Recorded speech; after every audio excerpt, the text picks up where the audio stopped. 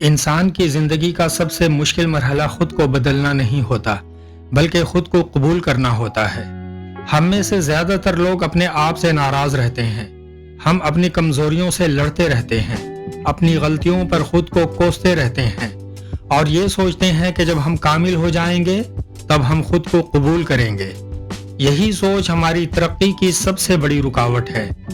जब आप खुद को हर वक्त ठीक करने की कोशिश में रहते हैं, जब आप खुद से जंग करते रहते हैं, तो आप अंदर से टूटने लगते हैं। असल तब्दीली खुद से लड़ने से नहीं आती, बल्कि खुद को समझने से आती है।